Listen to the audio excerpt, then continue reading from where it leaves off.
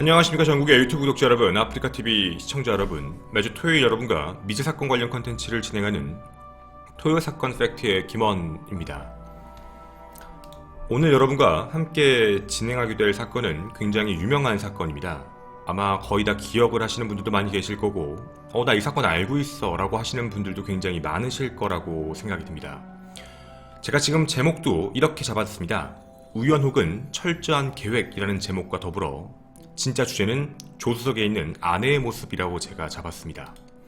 여러분에게 이런 말로 알려져 있는 사건이기도 하죠.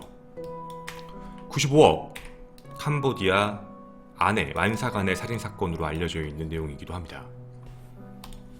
2014년 대한민국을 발칵 뒤집어 놓는 사건이 발생합니다.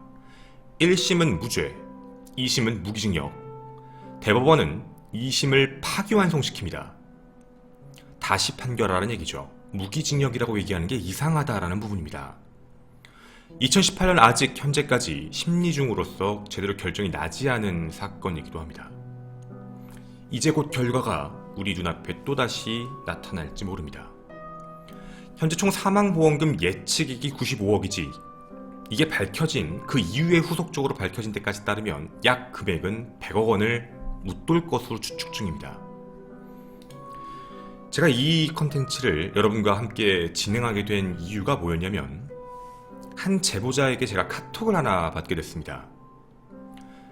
카톡을 공개하면 그분의 프로필 사진 이걸 다 가려야 되는 문제 때문에 그냥 글씨가 온 걸 그대로 읽어드리도록 하겠습니다. 저 김원님께 제보해드릴 게 하나 있습니다.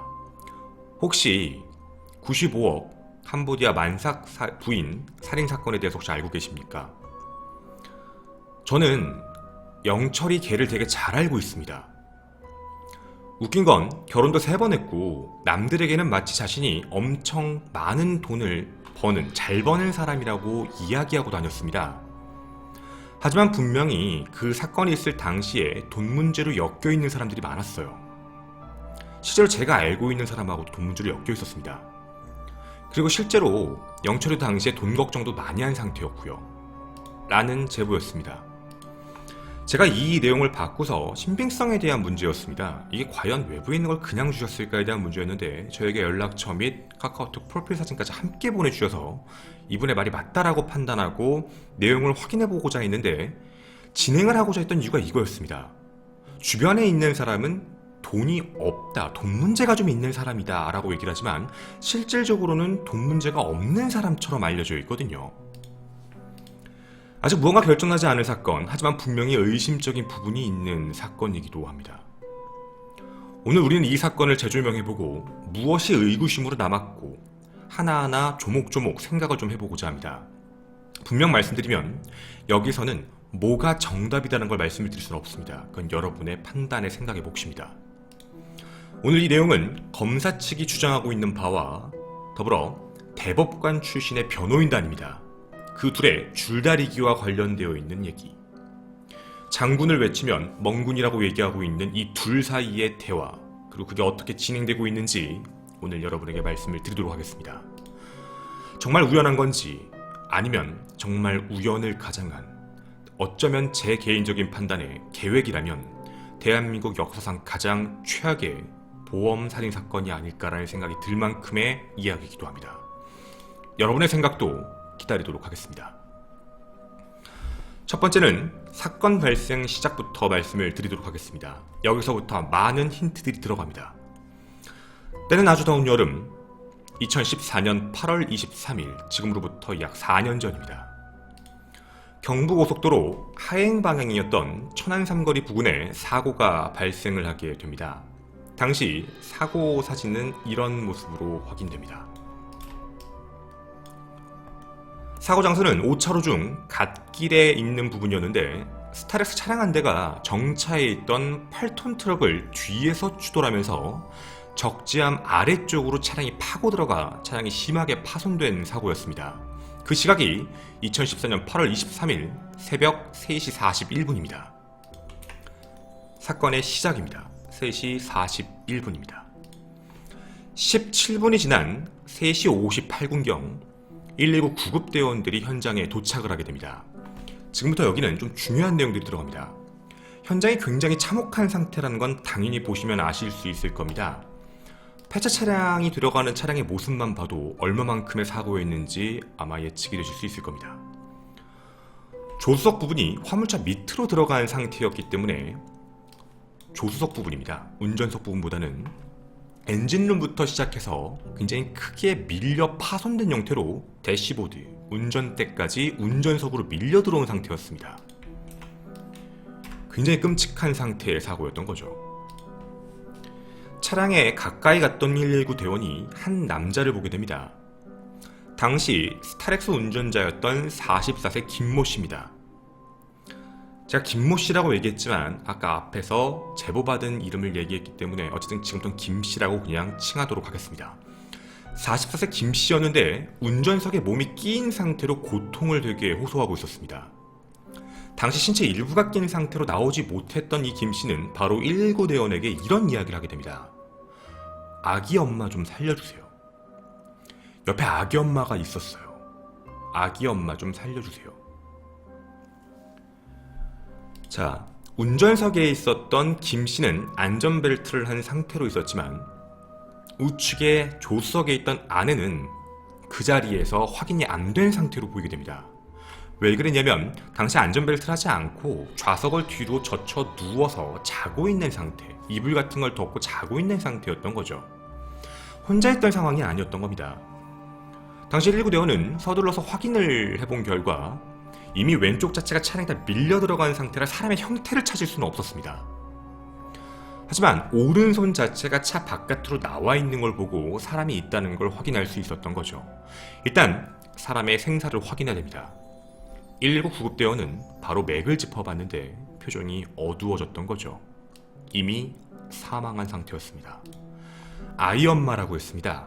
그렇다면 아이까지 빨리 구하지 않으면 아이까지 사망할 수 있는 확률이 굉장히 높은 상태라고 119 대원은 판단을 했던 거죠. 근데요, 여기 좀 이상한 점이 하나 있습니다. 사건 현장 사진을 제가 길게 많이 보여드리진 않았습니다. 여러분에게 한번 이렇게 여쭤보도록 하겠습니다. 지금 이 정도까지 차량 사고가 났을 때 조수석에 있었던 아내의 모습입니다. 여러분이 상상하시는 모습은 혹시 어떤 모습이실까요? 이불을 덮고 있었지만 아마 이런 식으로 밀려 들어갔다면 어마어마한 다리 쪽이든 상체 쪽이든 어디든 어마어마한 상처를 입었을 것이고 그거에 대해 아마 피 같은 혈흔 같은 게 차량으로 어마어마하게 떨어졌을 거라고 추측이 되는 게 당연한 겁니다. 그런데요, 팔이 바깥쪽으로 나와 있는 상태인데 이 팔 어디에도 피가 흐르지 않았던 겁니다. 당시 119 대원도 이게 조금 이상했던 거죠. 아니 왜 피가 안 흐르지? 약간은 있지만 그동안 단연간의 경험상 이런 구조대 작업을 해보신 119 대원의 입장에서는 이 정도까지 피가 안 나올 리가 없는데? 라는 생각이었던 거죠. 그래서 일부 피가 좀 나와 있는 부분, 이렇게 조금 나올 리가 없지만 어쨌든 그 피를 가지고 산소 포화도를 확인해 본 겁니다. 분명 당시에 사건 발생 딱 14분 뒤에 체크를 한 겁니다. 근데 피 안에서 산소 포화도가 0%로 검출됩니다. 원래 사람이 사망하면 체내에 산소라는 건 남아있는 상태입니다. 심장이 뛰면서 폐에 있었던 공기들이 혈액 안으로 들어가 몸을 돌고 있던 상황에 심정지가 오게 되면 이제 모든 혈액이 멈추게 되죠. 그럼 어쨌든 간에 돌고 있었던 피 사이에 있는 이제 산소들이 빠져나가기 시작을 하는 그런 시간들이 있는 건데 이게 14분 만에 빠져나간다는 건 법의학자들도 좀 이상하다라고 판단하는 부분입니다. 이뿐만이 아니었습니다. 이상한 점이 더불어 더 있었는데요. 첫 번째입니다. 당시 이 앞에 차를 세웠던 추돌 화물기사가 이런 얘기를 합니다. 사고가 나고 나서 갔을 때 뭔가 남편 김씨가 말을 이상하게 했다는 겁니다. 자기가 좀 내리게 도와달라고 처음에 얘기를 했고 그래서 그 부분을 듣고서 도와주려고 했던 이 앞에 화물트럭 기사는 혹시 선생님만 타고 있어요? 다른 사람 없어요? 라고 물어봤는데 동승자에 대한 답변을 회피를 했다는 겁니다. 그리고 두 번째, 도착 빨리 했던 견인차의 입장도 똑같이 얘기를 하게 됩니다. 도착을 했으니까 당연히 다른 사람 누구 있어요? 라고 물어봤지만 말을 아예 안 했다는 거죠. 그래서 대놓고 아예 옆에 누구 탔어요? 라고 물어봤더니 그때서야 우리 아기 엄마요 라고 얘기를 했다고 합니다. 그러니까 당시 화물기사, 이제 거기 견인기사는 왜 진작 얘기를 안 했어요? 라고 했을 때 뭔가 횡설수설을 했다라는 부분이죠. 근데 이상한 건 119가 도착하자마자 자신의 아내를 구해달라고 되게 절박하게 갑자기 얘기를 했다라는 부분입니다. 사건 발생에 대한 이야기를 드렸습니다. 일단은 우리 상황에 대해서 다시 분석을 조금 해보도록 하겠습니다. 우리가 지금 보고 있는 겉의 프레임 자체는 교통사고입니다. 물론 어떤 계기로 이런 교통사고가 났는지 모르겠지만 의구점이라는 건 분명히 있다는 거죠. 사건의 재구성부터 먼저 말씀을 드려보도록 하겠습니다. 화물차 밑으로 들어갔던 시신, 그 시신의 사진입니다.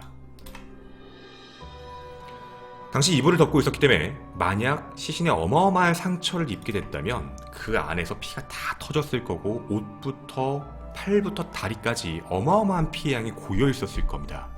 하지만 여러분이 보시는 사진 어디에도 이런 부분은 없습니다. 그리고 다리 부분도 마찬가지입니다. 정말 그렇게 심한 상처의 사고를 받은 사람 치고는 이게 이렇게나 피가 나올 수 있나? 피가 왜 이렇게 안 나오지? 라는 부분인 거죠. 자, 충격이 덜 컸던 걸까요? 당시에 CT 촬영부터 모든 검안이도 조사를 다시 해봤지만 놀라웠던 점은 복강 내에 출혈도 없었습니다. 사람이 사망해야 될 이유 자체가 좀 불분명한 상황이 돼버렸던 거죠. 교통사고로 사망했다라고 보긴 하겠지만 아니 어떤 쇼크지? 뭐 뼈가 따로 부러진 것도 아니고 되게 멀끔한 상태인데 말입니다. 분명 어딘가 찢어진 건 사실입니다. 하지만 찢어진 것 대비 피가 덜 나왔다라는 부분인 거죠. 이게 무엇을 의미하는 걸까요? 분명 사람이 어딘가 찢어졌는데 피가 많이 나오지 않았다라는 건 역으로 얘기하면 심장이 뛰지 않았다는 겁니다. 왜냐면 우리가 봤을 때 좀 심하게 어디가 찢어졌을 때 피가 계속적으로 분출형으로 나오는 이유는 심장이 뛰어서 혈액을 돌리기 때문에 사이에 구멍이 난 부분, 찢어진 부분으로 피가 나오게 되는 겁니다. 그런데 찢어진 부분에서 피가 많이 안 나왔고 예상과 다르게 혈액이 많이 묻어있지 않은 형태라는 건 심장이 뛰지 않았을 상태이다라는 걸 얘기할 수도 있다는 겁니다. 무조건은 아니고요. 당시에 119 구급대원들도 산소 포화도를 측정했던 이유가 바로 이 문제였습니다. 그리고 산소 포화도를 역으로 계산하면 사망하는 시간까지도 확인해 볼 수 있는 상황이었거든요. 하지만 0이 되었다는 부분, 0 상태라는 건 이미 심정지가 됐고 꽤 오랜 시간이 지났다라고 보는 게 적합하다라는 부분입니다. 물론 법의학적 기준입니다. 대부분 약간의 편차는 있지만 14분 이내에 산소 포화도가 0이 되는 건 거의 없답니다. 대부분 산소 포화도가 0까지 들어가려면 시반 및 시강이 형성되기 시작을 하면서부터고 그리고 그 이후에도 웬만하면 산소 포화도가 나온다고 합니다. 즉 3, 40분, 1시간 정도 가까이 가더라도 약간은 검출된다라는 부분인 거죠. 일단 첫 번째, 이 사건이 이상하게 보여지는 모습이기도 합니다. 물론 의문입니다. 근데 이 의문이 정말 맞게 된다면 이분이 정말 교통사고 때문에 돌아가셨을까라는 문제가 생기기 시작하는 거죠. 어찌되었든 사인 자체가 불명확합니다. 교통사고로 사망했다고 보기엔 애매한 거죠. 두 번째입니다. 이제 살아남은 사람, 남편의 심리적인 부분을 함께 얘기를 좀 해보고 싶습니다. 일단은 좀 이상한 형태의 모습입니다. 물론 변호인단은 이 부분에 대해서 이렇게 얘기합니다. 사고가 났기 때문에 정신이 없어서 기억도 잘 안 나는 상황이라 누가 말을 하는 부분에 대해 정확히 몰랐고 인지를 못해서 얘기를 못했다라고 이야기를 하게 됩니다. 근데 이게 앞뒤가 약간 안 맞는 게 뭐냐면 처음 추돌하고 앞에 화물트럭 기사가 왔을 때 구해달라, 나를 좀 꺼내달라 라고 얘기했던 사람입니다. 근데 그랬던 사람이 119가 왔을 땐 아내부터 구해달라 라고 얘기하는 부분이었거든요. 사고 났을 당시는 자기에 대한 얘기를 먼저 하고 다른 사람들이 와도 자기 얘기를 먼저 하다가 어떻게 보면 시간이 꽤 딜레이가 된 부분입니다. 그런 부분에 있는 상황에서 나중에 119가 오고 나서야 되게 뭔가 슬프다는 듯이 아내에 대한 이야기를 했다는 부분. 물론 충격을 받아서 좀 딜레이가 걸린 것 정도다 라고 얘기해도 큰 문제는 없겠습니다. 하지만 한 가지 문제가 있습니다. 자, 대시보드가 터졌습니다. 사고 충격이었습니다. 머리를 어딘가에 부딪혔고 그거에 대한 충격이 좀 심하게 와서 그랬다라 그러면 이해를 할 수 있겠습니다. 하지만 에어백도 정상적으로 터진 상태고 보시다시피 사고 자체가 우측에서 밀고 들어왔기 때문에 얼굴 머리 쪽을 타박한 경우는 없습니다. 더불어 다리 쪽만 낀 상태였고 이 사고 당일날 퇴원할 정도로 몸에 아무 문제가 없었던 분입니다. 즉 머리에 충격이 따로 있던 상황은 아니라고 보는 게 조금 더 정확하다는 거죠. 물론 좀 정황이 없어서라고 얘기한다면 할 말은 없겠지만 말입니다. 어찌되었든 또 말이 앞뒤에 대한 부분을 하나 더 말씀드리겠습니다. 진술에 대한 맹점 중에 하나인데 자신이 못 내리고 있는 이유에 대한 걸 정확하게 화물기사에게 얘기했습니다. 내가 지금 다리가 어디가 껴있어서 내가 지금 못 내린다. 아프다. 이렇게 자신과 관련되어 있는 부분을 명확하게 기억하고 이성적인 답변을 한 사람이 왜 동승자에 대해서는 그런 이야기를 못했는가에 대한 부분입니다. 진술 자체가 자기가 사고 난 것까지 좀 이상하게 진술을 했거나 비이성적으로 얘기를 했다면 그럴 수 있다 보겠는데 딱 뭔가 경계선인 거죠. 아내를 기점으로 얘기했을 때 운전석과 조수석의 차이의 이야기가 달랐던 겁니다. 어찌되었던 의심인 거죠. 이 사건은 교통사고로 바로 종결 처리가 됩니다.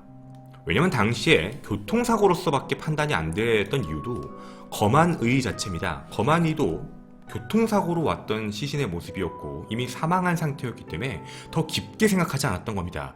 몸 안에 그리고 태아까지 이미 사망한 상태로 확인된 부분이라 유족의 동의죠.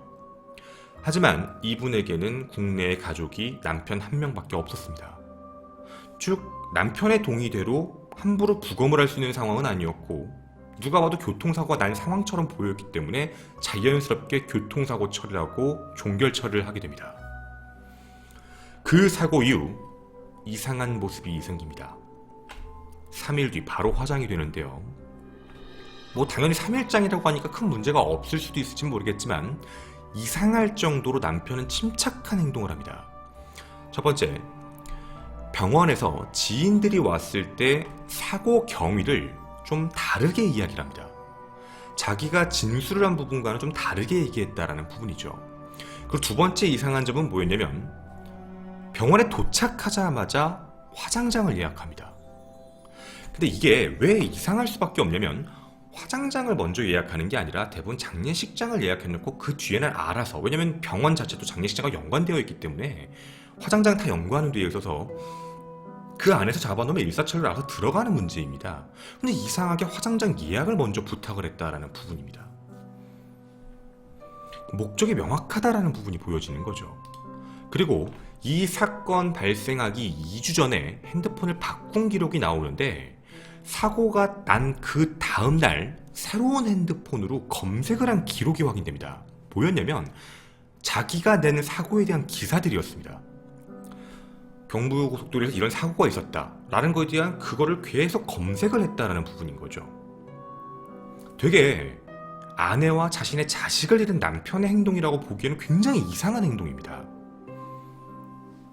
더불어 사람들에게 의심을 가졌던 이유가 있습니다. 핸드폰을 복원했을 때 나타났던 사진인데 당시 병원에 입원했을 때 남편이 찍었던 셀카의 문제입니다.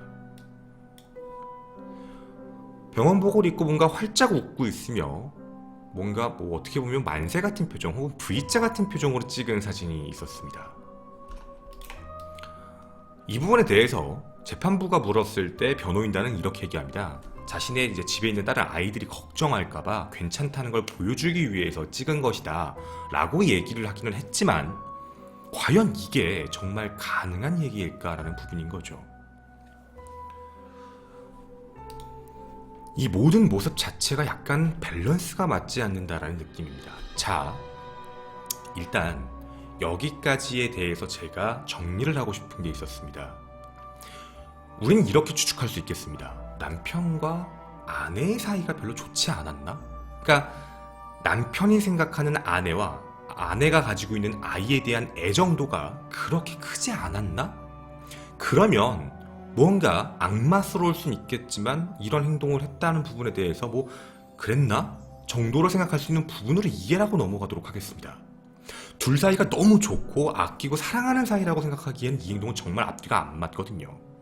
일단은 여기만 두고 기억을 하고 하겠습니다. 자, 그럼 우리가 분명히 이 부분에 대해서 다음의 문제들을 생각을 해봐야 되는 거였습니다. 3일 뒤에 화장이 끝난 상태로 경찰 조사는 판단이 좀 늦게 돼버립니다. 경찰 판단이 10여일 뒤에 시작이 되거든요. 그 이유는 바로 제보였습니다. 이 문제죠. 바로 보험금과 관련되어 있는 익명의 제보자에게 제보가 들어옵니다. 그거 보험 사기예요 라는 이야기인 거죠. 제보가 들어오고 보험사 측에서도 어마어마한 비용입니다. 그래서 이 문제로 인하여 경찰에게 의뢰를 하게 됐고 경찰도 이 부분에 대해서 다시 한번 수사를 시작을 하게 된 부분이었죠. 당시 사망한 아내에 대한 걸 이제 말씀을 잠깐 드리도록 하겠습니다. 망자였던 아내는 캄보디아 출신으로 2008년에 결혼을 내고 약 6년간 함께 살았습니다. 그리고 대한민국 국적을 얻는 게 사망한 지 몇 달 전이었습니다. 이 씨라는 이름으로 국적을 얻게 되고 주민등록증이 나오게 된 거였거든요. 그 전까지는 외국인이었던 겁니다.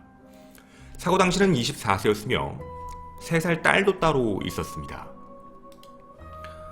자, 당시에 사고가 났던 날 왜 만삭의 아내가 함께 움직였을까에 대한 부분인데 이 진술도 좀 다릅니다. 지금 피해자의 친구, 같은 캄보디아 쪽에서 왔던 친구는 자기는 서울 안 간다, 신랑만 간다라고 이야기합니다. 근데 같이 가려고 해도 내가 배가 불러서 불편해서 안 갔다 라고 이야기를 했고 사고 전날, 그러니까 사고 당일날 아침에도 캄보디아 친구들과 함께 만나서 뭔가 음식을 만들어 먹자는 약속을 한 상태였습니다. 그런데 남편하고 함께 갔다라고 의구점을 제시합니다. 근데 남편 쪽 진술은 좀 다릅니다. 남편 쪽 진술에 남편의 어머니의 진술인데 오지 마라, 안전띠를 못하니까 이제 배가 불러서 힘드니까 있어라고도 항상 따라다녔다고 합니다. 그날만이 아니라 이제 남편의 일 때문에 항상 서울로 올 때마다 자기 신랑이 피곤하면 잠들까봐 깨워주기 위해서 늘 같이 갔었다라고 이야기를 하게 됩니다. 주변 상황을 좀 말씀드릴 건데 당시 김 씨는 작은 도시에서 생활용품점을 운영하고 있었습니다. 그때도 추석을 대비해가지고 물건 사러 이제 남대문 시장으로 갔던 거였고 당시의 진술도 집에 오는 길에 잠든 걸 보고 기억이 없었다. 나도 잠이 들었다. 눈을 떠보니 사고가 났다라고만 진술을 하고 원인 자체를 졸음운전이라고 얘기를 했던 겁니다. 근데요, 이상한 일이 생깁니다. 화장이 끝난 상태로 경찰이 수사에 들어가게 되고 대검찰청에서 심리분석 파트가 들어가기 시작을 하는데 이상한 행동을 합니다. 예를 들자면 울고 있는데 웃고 있는 겁니다. 이게 어떤 거냐면 대검찰청에서 심리분석을 할 때 이 사람이 말하는 행동, 단어, 패턴과 몸의 행동과 얼굴의 근육이 실제로 일치하는 부분을 확인하는 게 있는 건데요. 예를 들자면 되게 슬프다, 내가 아는 사람이 사망해서 너무 슬프다 라고 얘기하면 손톱을 물어뜯는 행위, 사실 이런 행동을 하진 않거든요. 손톱을 물어뜯는 행위는 대부분 뭔가 불안하거나 초조할 때 하는 행동들, 자신이 뭔가 연관되어 있지 않을까에 대한 행동에서 나타나는 행동, 하지만 슬픈 사람이 할 행동은 아닌데 이런 뭔가 언밸런스적인 문제였던 건데 당시의 검사 결과가 충격적으로 나옵니다. 대검찰청 심리분석 결과 평가 결과입니다. 전혀 우울하지 않은 상태다. 도리어 보통 사람보다 즐거운 상태다 라고 이야기의 분석이 나옵니다. 울려고 하는데 눈물을 흘리려고 하는데 눈물이 나오지 않는 상태였고 그리고 행동 자체 패턴과 대화 패턴이 다 이상했던 겁니다. 자, 어떤 게 이상했던 거냐면 예를 들면 이런 부분입니다. 자신에 대한 이야기를 할 때와 아내에 대한 이야기를 할 때가 다른 겁니다. 예를 들면 아내의 평상시 과거의 행적을 얘기할 때 표정, 얼굴, 모습과 사고 당시에서 얘기할 때 표정, 얼굴, 모습이 다른 부분, 자기 이야기를 할 때 얼굴의 모습과 다른 부분. 자, 심리적으로 말씀드리겠습니다. 이것도 저희가 통해서 하나 안 건데 외부엔 알려져 있지는 않더라고요. 어떤 부분도 하나가 있었냐면 아내와 즐거웠던 기억에 대해서 신문을 합니다. 아내하고 뭐 이렇게 좀 재밌게 놀았던 뭐 그런 거 있었나요? 뭐 이렇게 기억에 남는 일들 뭐 있었나요? 좋았던 거? 자, 남편의 행동은 어때야 될까요? 물론 하나만 가지고 있으면 하나만 일부만 말씀을 드리겠습니다. 남편은 아내를 잃었고 사랑하는 아내였고 자신의 아이를 이제 임신한 상태에 이제 아이까지 잃었습니다. 과거를 생각하고 자신의 아내와 행복했던 기억을 떠올릴 때 웃을 수 있는 사람은 없습니다. 뭔가 미소를 짓더라도 슬픈 사람의 표정으로 바뀌는 게 정상인 겁니다. 하지만 여기서 웃으면서 얘기를 한 겁니다. 정말 즐거웠다는 부분, 즉 예전에 과거의 아내의 모습에 자기가 있던 모습과 사고 당시에 있었던 아내의 모습을 투영시키지 않고 분리시킨다라는 부분인 거죠. 이런 게 하나 두 개가 아니었던 겁니다. 여러 개가 다 엮이다 보니까 최종적인 결과가 즐거운 상태로 보인다라는 부분입니다. 즉 겉은 슬프려고 하는데 내면은 즐거운 상태. 자, 이런 심리 결과를 받게 된 이유가 바로 보험에 대한 제보 때문이었죠. 당시 보험 확인을 해봤는데 총 32개의 보험이 가입됐었고 그 중에 아내와 관련되어 있는 보험이 26개였습니다. 2008년 이후로 수익자를 자신으로 만들어놨습니다. 사고 2달 전에는요, 사망보험금 최대 31억까지 오는 특약보험을 듭니다. 근데 이 특약보험도 되게 특이한 특약보험입니다. 운전하지 않는 아내가 차량을 타고 사망하고 야간에, 그것도 주말에 이 모든 사건이 이뤄진 것과 똑같습니다. 특약이 여러 개 끼면 낄수록 보험금은 높아지만 그만큼 받을 금액도 높아지게 되는 거죠. 이 상황 때문에 보험금은 95억 원이 훌쩍 넘어버리게 된 겁니다. 당시에 보장액 자체가 너무 큰 보험들을 갖고 있었기 때문에 납부 보험료는 매달 약 378만 원이었습니다. 당시 충청남도에서 생활용품을 하고 있었는데 경제적인 상황이 궁핍했을까도 확인을 해봤지만 당시의 월 수익을 이렇게 얘기합니다. 경찰에 가서는 뭐 예를 들면 700, 보험을 들 때는 500, 검찰에 조사받을 땐 1000만 원, 법원에 가선 1500. 그러니까 금액이 좀 다릅니다. 매출액이 평균적으로 1000만 원 정도 된다라고 이야기를 하고 있는데요. 어쨌든 그 중에 360만 원 정도를 보험에 투자했다라는 이야기가 됩니다. 그런데요, 이 부분에 대해서는 우리가 생각을 할 때 당연히 여러 가지로 생각을 해볼 수가 있습니다. 자영업자고, 그리고 뭔가 이제 비싼 물건을 팔지 않은, 뭐 우리가 땡처리 마트처럼 부르는 그 용품점을 팔았기 때문에 현금 거래도 분명히 있었을 문제라 직접적으로 소득에 대한 부분을 정확하게 판단할 수는 없습니다. 애매모호한 부분은 분명히 있는 거죠. 하지만 어찌되었든 360만 원을 내는 데는 큰 문제가 없는 사람처럼 보이는 게 당연한 겁니다. 자, 어찌되었든 이렇게 해서 보험금에 대해서 모든 게 들어가지게 됐던 거죠. 그러면 이제 우리가 동기에 대해서 생각을 해보겠습니다. 만약에 이 사건이 왜 아내를 굳이 죽였을까라는 살인 쪽으로 생각을 하면 다 보험이라는 게 문제가 되고 보험금을 타고자 라고 얘기하는 건데 남편 측 입장은 분명합니다. 내가 왜 보험금 때문에 아내를 죽여요? 라고 이야기를 하고 있는 거죠. 내가 돈 버는 것도 정상적이었고 내가 돈이 없는 것도 아니고 난 이건 정말 이해가 안 간다. 난 죽일 이유가 정확히 없다 라고 이야기를 합니다. 물론 이 부분에 대해서는요, 생각을 조심스럽게 해보면 그럴 수도 있다라는 생각은 듭니다. 그리고 그거에 대한 입증 자료도 이미 제출을 했기 때문에 월 수익 600만 원 정도 순이익이 남는데 그 중에 360만 원 정도, 왜냐면 차량 운전을 너무 많이 하다 보니까 야간에 하다 보니까 같이 다니다 보니까 그런 문제로 이런 특약을 넣었다 라고 얘기를 한다면 뭔가 큰 문제처럼 보인다, 뭐 우리는 그렇게 보일 수 있겠지만 역으로 안 그럴 확률도 분명히 존재하는 거죠. 어찌되었든 분명 검사 측이 주장하는 의심점 대비 변호인단이 얘기하는 것도 틀린 얘기는 아니었던 겁니다. 여기까지가 이 모든 내용에 대한 이야기입니다. 자, 뭔가 어떤 느낌이면 검찰이 이거 이상한데요? 이거 이제 끝났네, 살인이야 라고 얘기하면 변호인단은 아, 그거 이럴 수도 있잖아요, 왜 그걸 꼭 그렇게만 생각하세요 하고 피해 나갔던 거죠.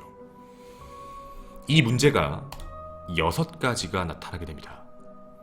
지금부터 그 6가지를 말씀을 드릴 건데 말씀드리겠습니다.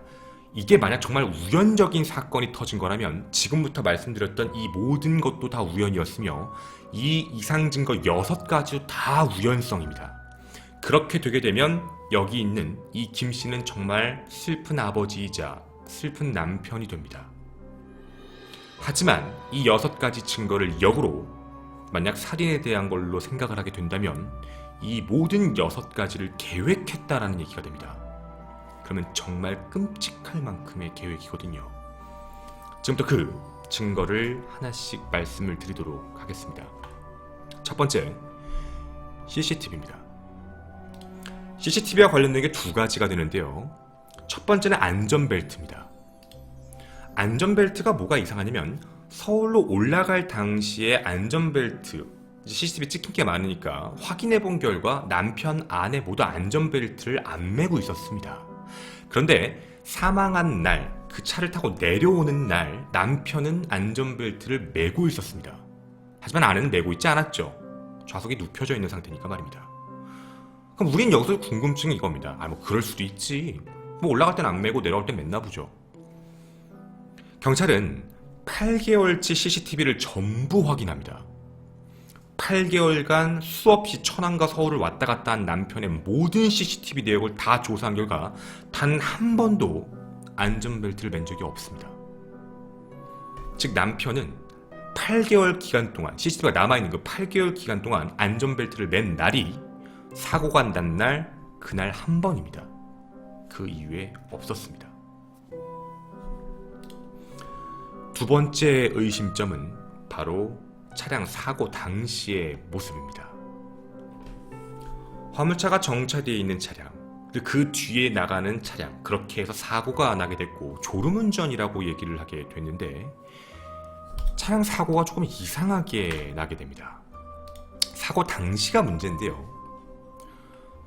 뭔가 처음에 화물트럭이 뭔가 비상정차대에 진입을 하게 됐고 얼마 후에 스타렉스가 갓길 주행을 하다가 갑자기 전조등을 켭니다.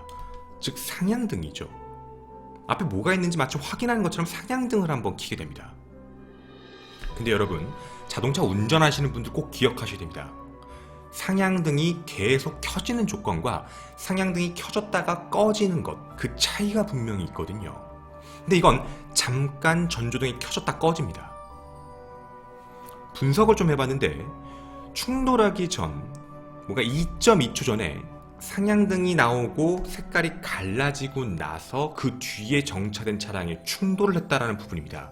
결과를 확인해 본 게 뭐였냐면 차량 운전을 하면서 약 조향 자체를 우로 꺾었다가 좌로 꺾으면서 들어간 부분입니다.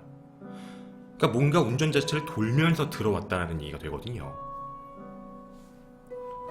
이걸 하기 전에 마치 앞에 뭐가 있는 걸 확인을 하고 그리고 충돌에 대한 부분을 준비하고 이 각도로 들어가면 자신한테까지 피해가 올 수 있는 가능성 때문에 왼쪽으로 틀었다가 너무 또 왼쪽으로 들어갔다 싶은 마음에 우측으로 해서 우측으로 들어간 겁니다. 그 최종적인 사진 보시면 우측으로 밀려 들어간 상태가 된 거거든요.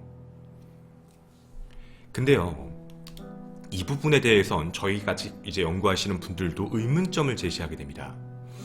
당시에 재판부에서 변호인단은 이렇게 얘기합니다. 졸음운전하다가 저럴 수도 있죠. 조향이 왔다 갔다 할 수 있는 건 뭐 그게 이상한 건 아니잖아요. 근데 사실 이거 맞습니다.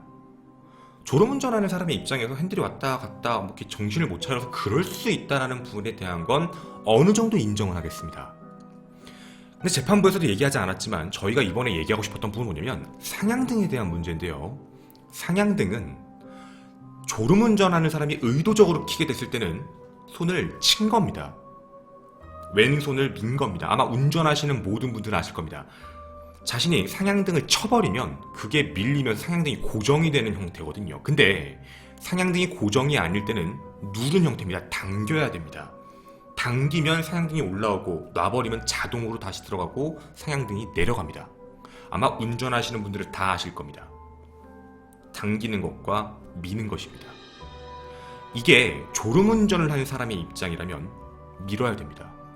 깜빡. 근데 밀어놓은 상태면 계속 상향등이 올라가 있는 상태처럼 되어야 되지만 상향등은 내려갑니다. 그러면 이걸 다시 땡겼다라는 얘기가 되거든요. 그 찰나의 순간이에요. 과연 그게 가능할까요? 아마 남자분들은 많이 아실 겁니다. 앞에서 누군가 위협 운전을 했을 때 그거에 대해서 이제 경고의 문구로 우리가 크락션을 울리는 게 아니면 라이트를 우리가 당깁니다. 상향등을 올리는 거죠. 경고의 의미입니다. 조심해달라. 탁탁탁 치면은 상향등 계속 깜빡깜빡깜빡 거리는 그런 겁니다. 밀면 고정이 되는 거고요. 근데 이 부분을 좀 생각을 해보면 지금 이 사람은 잠에 취해 있다라고 얘기를 하지만 상향등을 조정했다라는 부분이 되는 겁니다. 이게 조금 이상합니다. 당시에 법관이 들어갔을 때도 법 안에서도 뭔가 각도를 해서 각도가 의도적으로 들어갔다라고 얘기하는 걸 너무 부각을 시켰는데 사실 그거보다는 상향등을 켰다가 껐다라고 하는 부분이 졸음운전자가 할 수 있는 행동일까에 대한 문제이거든요. 그리고 여러분들 아시겠지만 상향등 자체에 대해서 건드리는 부분, 특히 왼쪽 상향등입니다. 정말 의도적으로 손가락을 피지 않는 한 건드릴 수가 있는 부분은 절대로 아니거든요. 운전을 하는 사람들의 대부분의 자세적인 모습을 봤을 때 평균치입니다. 오른손은 예를 들어서 내려놓고 있고 뭐 양손을 잡을 수도 있겠지만 이런 상태에서 일단 칠 때도 핸들을 잡고 있는 상태의 손의 모양인 거지 이게 펼쳐진 상태라면 핸들이 거의 잡혀있지 않은 상태거든요. 상향등을 조정했다라고 보게 되면 과연 졸음운전일까라는 느낌이 드는 겁니다. 자, 되게 이상한 증거에 대한 부분이죠. 첫 번째 이야기였습니다. 검찰과 변호인단이 붙었지만 저는 우조양, 좌조양을 해서 각도를 맞춰 들어갔다의 검찰 측 주장, 변호인단은 우연성도 그럴 수 있다라고 한 주장, 저는 이게 중요한 핵심 논쟁이 아닌 저희들끼리 얘기한 건 상향등 조정 여부에 대한 부분을 어떻게 얘기할 수 있는가에 대한 문제입니다. 우연성 첫 번째 이상한 증거였죠. 두 번째 이상 증거입니다. 아내가 잠들어 있는 상태였습니다. 분명 잠들어 있다고 얘기를 하고 있었고요. 하지만 아내의 산소 포화도는 0%였습니다. 이걸 다시 역으로 얘기하면 아내는 이미 심정지가 있는 상태였다라고 볼 수도 있습니다. 근데 이 이유에 조금 이상한 부분이 있거든요. 시신에 대한 문제인데 이미 사고 전에 사망한 것처럼 보이는 약간의 증거물들이 있었던 겁니다. 시반과 시강입니다. 구조를 하고 난 뒤에 시반과 시강이 형성이 되거든요. 근데 시반 시강은 대부분 최소 4시간 전입니다. 구출을 한 시간 자체를 봤을 때 그 시반 시강이 확인된 시간이 5시 반 정도였는데요. 5시 반 4시간 전으로 거슬러 올라가면 이거 최소 시간입니다.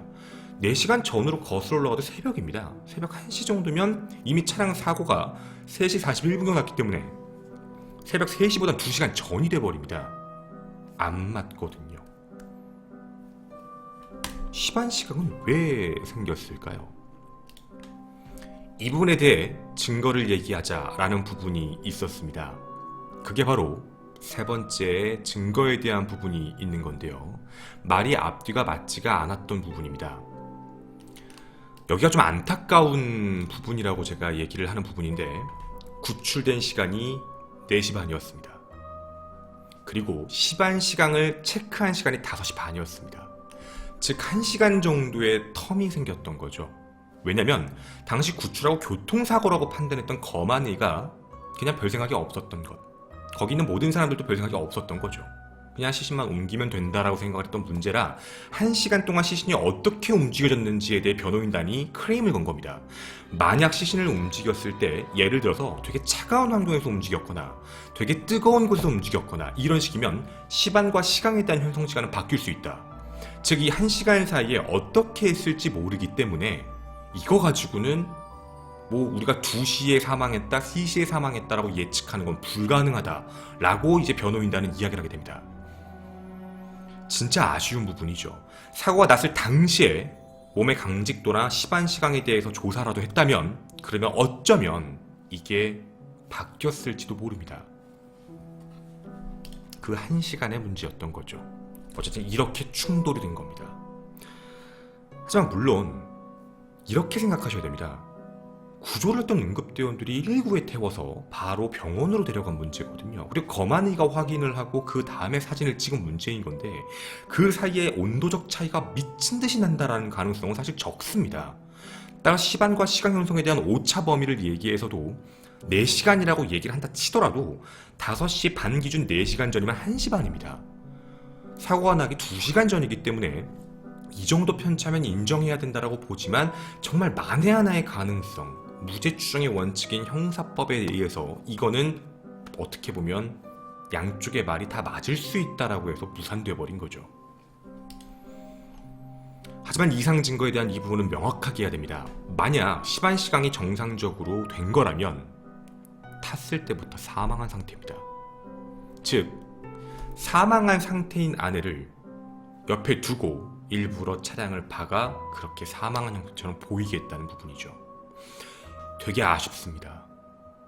아내가 어떻게 사망했는지를 알아야 됩니다. 알 수 없습니다. 왜냐면 이미 화장을 했거든요. 아내의 사인 자체가 정확하게 나와 있는 게 없습니다. 그냥 산소 포화도 0으로 사망했다라고 끝난 문제라 이게 뭐 골절인지 복강내 출혈 때문인 건지 아니면 뭔가 뭐 어딜 부딪혀 사망하신 건지 이런 어떤 것도 없습니다. 만약 당시의 시신이라도 부검을 해서 결과가 정확하게 나왔다면 교통사고 충돌로 사망하지 않았다는 게 확실해진다면 이건 살인이 됩니다. 하지만 다른 문제가 돼버린 거죠. 그럼 우리는 이상 증거 세 번째, 당일의 행적을 봐야 합니다. 사건 전날 기록은 밤 11시 30분경 두 분이서 함께 남대문 시장에 가서 물건을 구매한 것부터 시작이 되는데요. 당시 남편의 진술에 따르면 그 이후에 맛있는 유명한 보리밥집에서 보리밥과 칼국수를 함께 먹고 새벽 2시쯤 집으로 출발했다라고 이야기를 하다가 3시 41분에 이제 사고가 발생했다라는 부분이 되는 겁니다. 자, 이 부분에 대한 것도 확인을 해봤어야 됩니다. 부검을 했으면 위에 정말 보리밥이 있었는지 소화가 얼마나 되는지 하지만 이걸 확인할 수 있는 방법이 없던 거죠. 근데 당시 이 사고에 대해서 굉장히 아쉬웠던 검안의 측, 그리고 경찰 측 어디든 되게 아쉬웠던 점이 하나가 있었습니다. 분명 홀몸이 아니었습니다. 뱃속의 아이가 언제 사망했는지는 확인을 했어야 됩니다. 어머니가 사망하고 아이가 사망했는지를 확인해야 되는데 아니면 교통사고로 어머니가 사망하면서 아이가 좀 있다 사망한 건지 아니면 그 전에 사망하고 아이가 사망했는지 아이의 사망도 있는 거거든요. 아이도 생명체입니다. 아이는 바로 안 죽었을 가능성도 분명히 있는 거거든요. 하지만 이 부분에 대해서 조사를 아예 안 했습니다. 왜냐면 원치 않았습니다. 이거 정말 실수라고 보여질 수밖에 없는 상황입니다. 적어도 아이에 대한 부분은 체크를 했었어야 되는 게 맞거든요. 확인한 건 복강 내에 출혈이 없다 정도. 복강 내에 출혈이 없다. 역으로 얘기하겠습니다. 7개월 된 아이가 어떻게 하면 사망할까요? 물론 다 추정입니다. 복강 내에 출혈이 발생해서 아이가 사망했다라고 한다면 합리적입니다. 복강 내에 출혈이 어떤 것도 없는데 아이가 사망을 했다라는 부분은 단 한 가지의 경우였습니다. 어머니로부터의 호흡이 중단된 겁니다. 즉 어머니의 산소가 떨어지며 탯줄로 연결되어 있는 태아까지 호흡이 끊기며 사망을 하게 되는 거거든요. 자, 우리가 여기 있는 그 모든 중심은 아내는 교통사고가 나면서 호흡이 멈춰졌다라고 얘기하지만 말이 맞습니다. 근데 어떤 사유 때문에 그랬을까요? 피도 아닌데 말입니다. 세 번째 이상 증거였습니다. 네 번째 이상 증거입니다. 당시 목격자의 진술에 따르면 남편과 아내가 같이 온 것까지 본 사람들은 많이 있었습니다. 그걸 기억하는 남대문 시장 분들도 많이 계셨거든요. 하지만 그 보리밥집은 진술자가 없습니다. 어찌되었든 그 진술에 맞춰서 함께 갔다라고 보는 건데 이 다음에 이상했던 걸 말씀드리겠습니다. 경찰 조서 관련입니다. 당시 심리팀도 똑같이 얘기를 했던 건데 자, 지금부터 진술을 받겠습니다. 11시 30분부터 그 이후에 남대문에 도착해서 뭐 했는지 상세하게 기억나는 대로 다 얘기해 주십시오. 이거 되게 중요한 수사 자료입니다 하고 자료를 준비했던 건데요. 수사 자료를 타이핑하는 경찰의 되게 이상한, 검찰의 이상한 눈에 하나 띄게 된 겁니다. 자신의 진술에 대한 게 굉장히 정확합니다. 요목조목 정확하게 얘기를 했던 거죠. 근데 아내의 진술은 이상합니다. 아내가 뭘 했다는 얘기를 잘 안 하는 겁니다. 물어봐야지만 답을 주는 거죠. 자기 얘기만 했다라는 부분입니다. 근데 그것도 특정 시간입니다. 시간적으로 봤을 때 남대문 시장에서 그 모든 물건을 산 게 끝났을 때쯤, 그리고 보리밥을 먹으러 갔다라고 얘기하는 그 시간부터 얘기해서 약 1시경입니다. 1시부터 2시 41분 사이에 있는 요 사이의 모든 기록들이 애매합니다. 밥을 먹은 것도 자기가 먹은 거 위주로 얘기하고, 뭘 마신 것도 자기 위주의 이야기. 오다가 조금 피곤해서 졸려가지고 제가 한 3번 정도 세웠고, 화장실도 갔다 왔고요. 이런 이야기에 대한 진술을 하게 됩니다. 여기가 왜 이상한지 혹시 아십니까? 아내에 대한 이야기가 아예 안 나온다는 게 왜 이상하냐면, 일반적으로 7개월 정도 아이를 7개월 정도 곧 아이가 태어날 거니까 만삭의 임산부의 입장에서는 무언가를 먹게 되면, 그리고 무언가를 마시게 되면 소변 주기가 굉장히 짧아진다고 합니다. 왜냐면 그만큼 배에 눌렸기 때문에 그만큼 압력으로 누르고 있기 때문인 거죠. 소변 주기가 매우 짧아서 소변을 보러 가는 경우가 굉장히 자주 있다고 합니다. 하지만 이 사이 시간 동안에 자기가 화장실에 간 모든 진술은 명확하게 한 이 남자가 아내가 화장실에 간 진술에 대한 건 단 한 번도 없는 제로입니다. 그냥 차에서 잤다라고만 얘기를 합니다. 잔 걸까요? 아니면 이미 사망한 걸까요? 우리가 이런 식으로 이야기를 하게 되면 11시 반, 11시 한 1시 정도까지는 아내와 함께 있었다라는 기억과 기록이 정확한 편이다라고 판단하겠지만, 그 이후부터는 뭔가 이상하다. 그리고 시반 시간 형성에 대한 이야기를 역으로 추적했을 때 1시 반경이라고 말씀드렸습니다. 1시 반, 2시 그때쯤 얼추 이 진술의 내용과도 맞아떨어지기 시작을 하는 거거든요. 자, 아내는 화장실 안 간 걸까요? 갈 수 없는 상황이었을까요? 물론 이것도 그냥 심증입니다. 이상 증거 4번째입니다. 이상 증거 5번째가 있습니다. 당시 차량을 간신히 찾게 됩니다. 그리고 이 폐차 직전에 이 차량에서 혈흔이 묻어있는 것들을 찾게 되는데, 그 안에서는 여러 가지 혈흔이 발견됩니다. 아내의 혈흔과 남편의 혈흔. 아내의 혈흔을 검사해본 결과 그 안에서는 디펜히드라민, 즉 수면 유도제가 검출됩니다. 만삭의 아내가 수면 유도제를 먹는다라는 게 이상합니다. 그리고 먹을 수도 있지, 캄보디아에서 왔으니까 몰라서 라고 하실 수도 있을까봐 말씀을 드리겠습니다. 초창기에 결혼을 2008년에 하고 몇 개월 뒤에 임신을 한 상태, 첫 번째 아이 임신이었는데 당시에 중절 수술을 했습니다. 그 이유가 뭐였냐면, 당시에 모르고서 당시에 감기약을 먹었던 거죠. 그걸 알았던 남편 김 씨가 강제로 중절 수술을 시킨 겁니다. 즉 그래서 약에 대해 굉장히 예민한 상태였던 게 바로 이 씨거든요. 그런데 이 씨가 자기가 또 이 수면 유도제를 먹었다? 과연 이걸 스스로 먹을 수 있을까에 대한 문제인 겁니다. 남편이 먹인 거 아니야? 라는 경찰의 의심이 된 거죠. 검찰, 경찰은 똑같이 의심을 합니다. 그런데요, 수면 유도제가 운전석, 남편의 혈흔에서도 발견됩니다. 그러니까 수면 유도제가 둘이 같이 나온 거죠.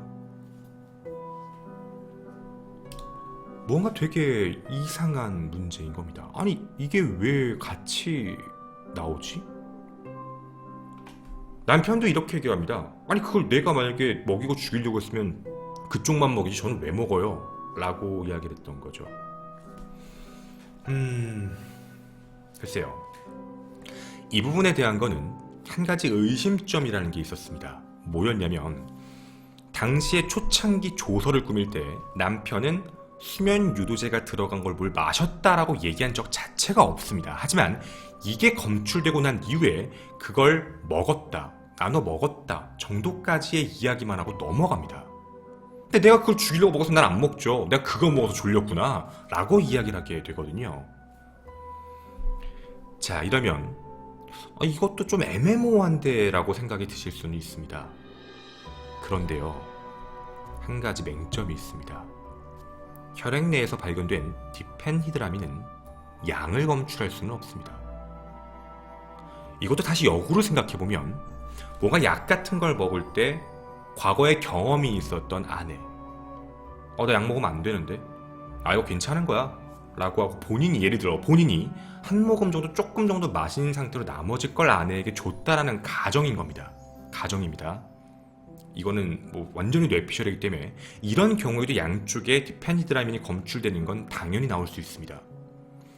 양이 확인되지는 않는 문제거든요. 어찌되었든 양쪽에 디펜히드라민이 나왔다는 걸로 이게 의도적이지 않았다 이렇게 함부로 얘기할 수는 없습니다. 이게 이상한 증거입니다. 이상 증거 마지막 6번째, 재정 상태와 관련되어 있는 이야기입니다. 여기가 조금 충격적입니다. 지금까지 들으신 내용으로 1심 재판부는 무죄 선고를 합니다. 왜였냐면 재정 상태도 괜찮은데 굳이 이렇게까지 해서 사람을 죽이려고 이런 계획적인 걸 하지 않았을 거다. 그리고 수면 유도제도 나왔다. 양쪽이다. 목적이 불분명하다. 무죄 판결을 내리지만 2심 재판부는 무기징역을 내렸습니다. 그 이유가 직접적인 증거는 없지만 같은 성분의 이런 수면 유도제가 나왔어도 어찌되었든 이게 양이 나와 있는 부분도 아니었고, 아내 앞으로 과도한 보험 가입이 되어 있는 부분, 매달 어마어마한 금액까지, 그리고 시신 화장을 서둘렀고 뭔가 고의 사고를 저지른 정황까지 포착된다. 이 모든 증거를 잡아서 보험살인이라고 판단하고 무기징역을 내린 겁니다. 하지만 이걸 갖던 대법원은 파기환송 조치를 합니다. 다시 고등법원으로 돌린 거죠. 당시 김씨가 아내를 살해할 정도의 재정적인 문제가 없었다. 김씨는 당시 월 수익이 900에서 1000만 원 정도도 있었고 자신이 무언가 돈을 빌려준 게 있었다라고 합니다. 매달 그걸 이자까지 해서 500만 원씩 받고 있었고 자판기도 운영해서 120에서 150만 원까지, 이걸 다 합치면 소득 금액이 약 1,500에서 1,700만 원 사이. 1,500 정도를 갖고 있는 남자가 월 360, 370 정도의 보험금을 내는 거에서 큰 문제가 있는 상황은 아니다. 그리고 대법원이 이걸 얘기한 이유도 있었습니다. 당시 지인 2명에게 3억 3천만 원을 융통해준 차용서를 증거로 내밉니다. 한 명에겐 1억, 한 명에겐 2억 3천, 그렇게 빌려준 거죠. 그러니까 내가 이 정도 돈도 있다. 난 경제 상황이 나쁘지가 않은데 내가 왜 굳이 아내를 죽이느냐. 난 돈이 없는 사람이 아니다라고 얘기합니다. 그리고 보험을 왜 그렇게 많이 들었어? 라는 대법원의 질문에 이렇게 변호인단은 답변을 합니다. 그게 왜 그랬냐면 제가 생활용품점, 땡처리마트 같은 걸 하잖아요. 보험 설계사분들이 여기 자주 오세요. 오셔서 대량 구매를 합니다. 그 보험 가입을 하면은 이게 경품 주는 거 있죠. 그런 걸 대량 구매를 너무 많이 하다 보니까 자주 오시는 단골 보험 설계사님들에게는 제가 가입도 해드리고 비즈니스적인 관계라 어쩔 수가 없었습니다. 그러다 보니까 한 거고, 저는 사실 1999년부터도 보험 가입을 했었어요. 아내부터 한 게 아니거든요.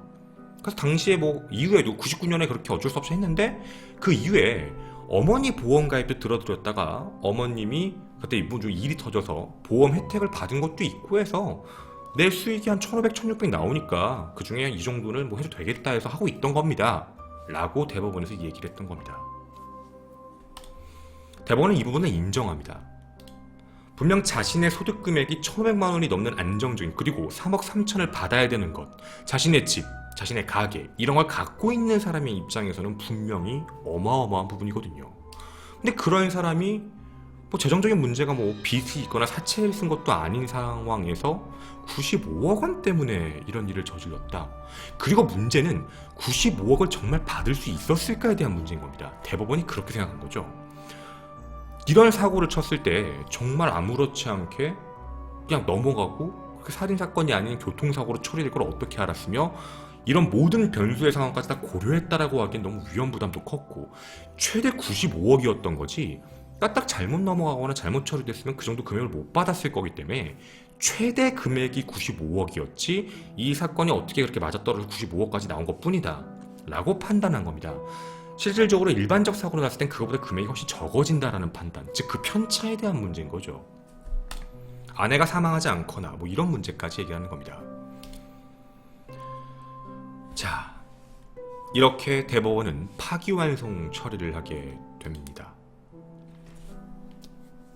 제가 이제부터 얘기할 이상 증거 6번째입니다. 답을 드리겠습니다.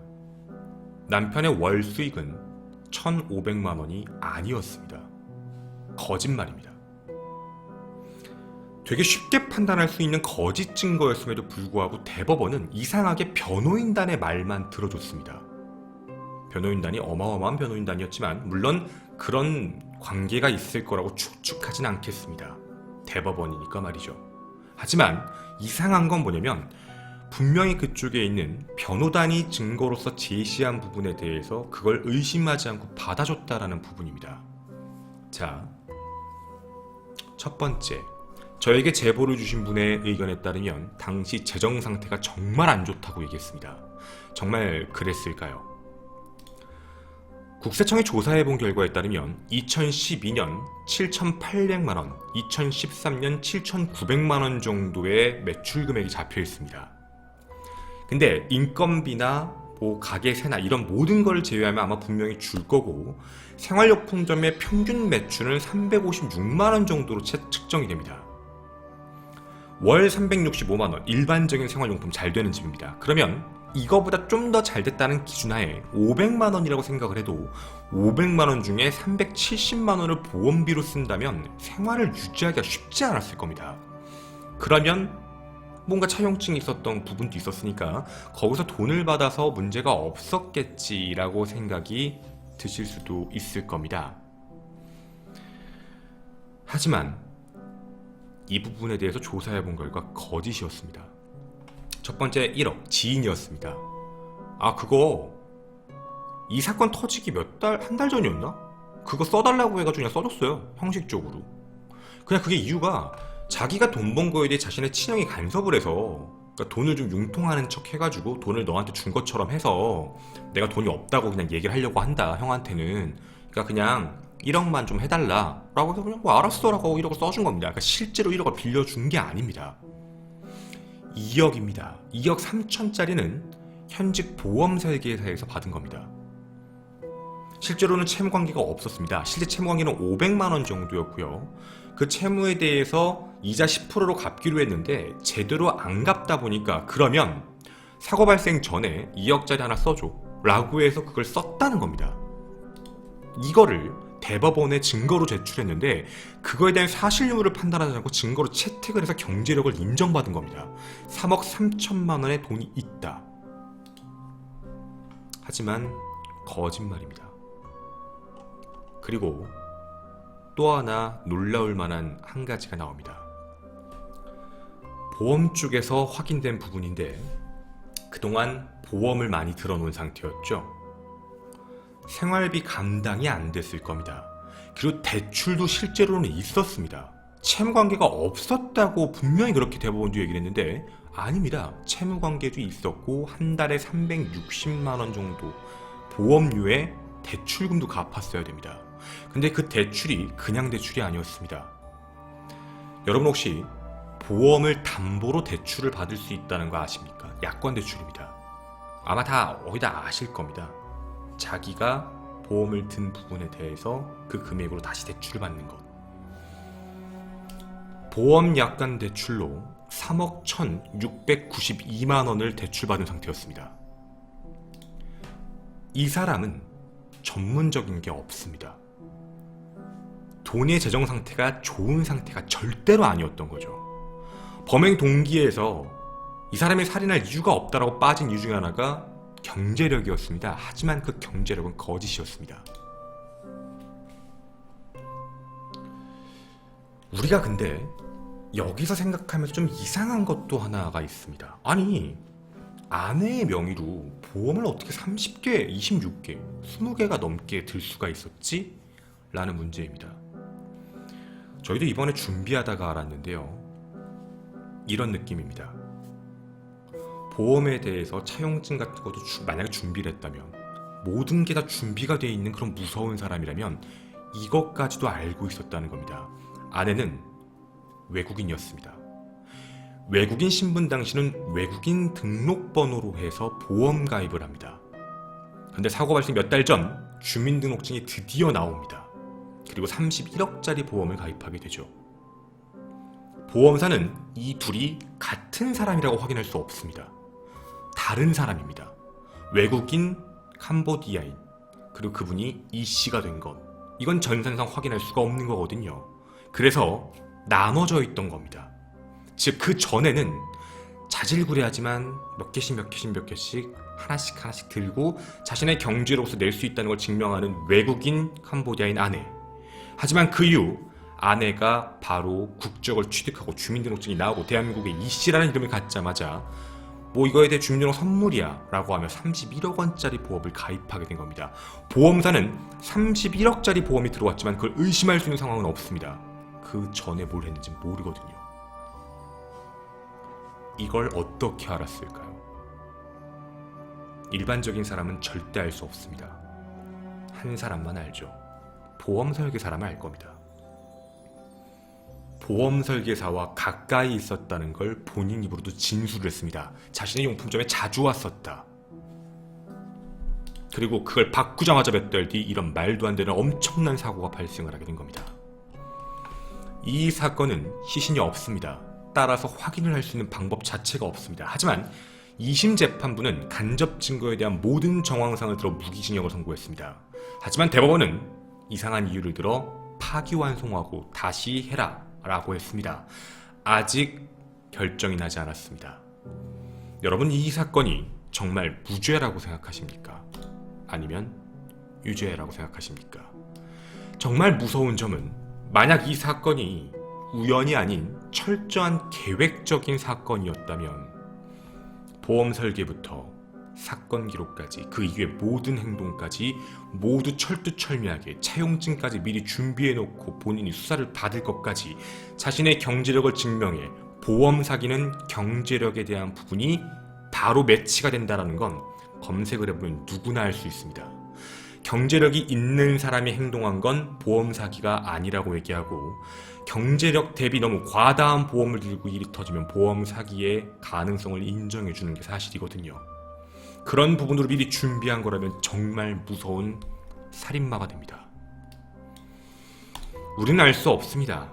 아직 결과는 법의 심판에서 나오게 될 문제이거든요. 하지만 대법원이 파기환송했던 그 이유는 거짓말이었습니다. 조만간 이 이야기가 다시 한번 사회에 화두가 될 것입니다. 어떻게 될지, 어떤 이야기가 나올지 더 주목하고 지켜봐야 될 문제라고 생각을 합니다. 저는 김원희였습니다. 감사합니다.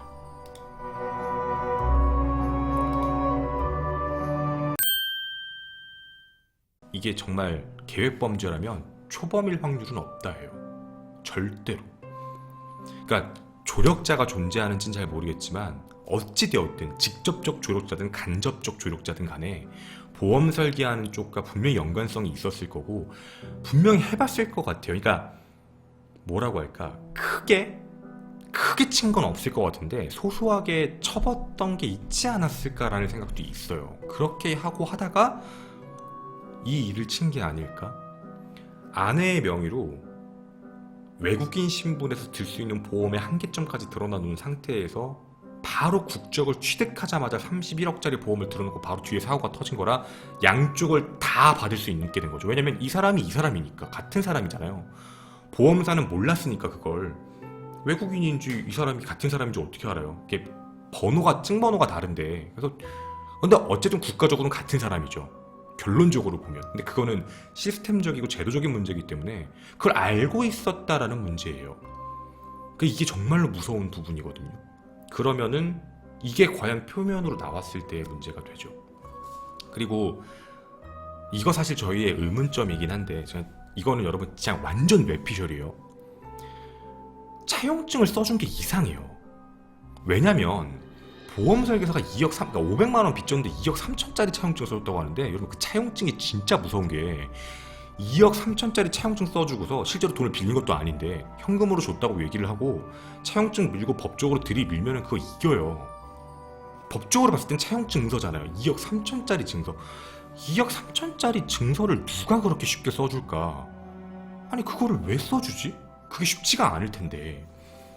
그러니까 이게 뭔가 이상한 쪽에 대한 부분에 의심이 자꾸 가는 거예요. 물론 이게 뇌피셜이기 때문에 진짜는 아닌데 그렇다고 보기에는 여러분 같아도 어떤 지인이 와서 아무리 친해도 야 나 2억짜리 차용증 하나만 써줘봐. 이게 쉽지 않을 부분이라는 거거든요.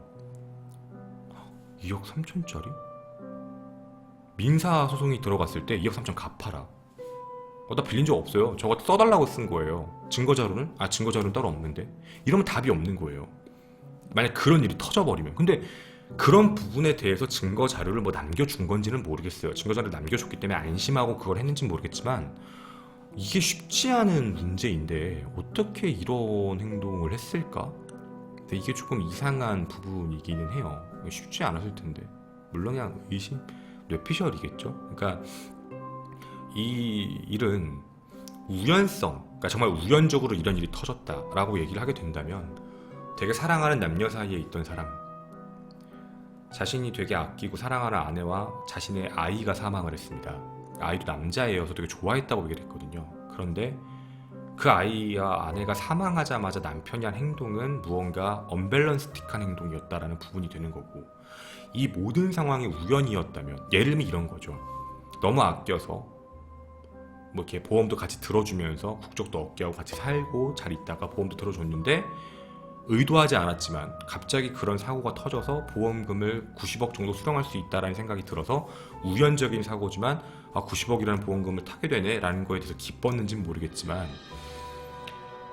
행동 자체나 심리적인 판단을 봤을 때는 정상적인 사람처럼 보여지지 않았다라는 부분이에요. 그래서 우연성을 강조를 하게 되면은 너무 이상하게 된다라는 부분이죠. 너무 이상한 부분. 도리어 계획으로 보면 너무 철두철미하니까 너무 무섭다라고 되는 거고요. 그러니까 이건 중간이 없다는 게 문제인 것 같아요. 그러니까 너무 극단적이에요. 예를 들면 우연이면 너무 이상할 정도의 우연이지만 이게 만약에 저기면 정말 극단적인 범죄거든요. 이거 정말 끔찍한 범죄여서 이거 만약 계획살인이면 우리가 여태까지 봤던 대한민국의 보험살인 사건 중에 가장 최악이 되는 거예요. 어떻게 보면.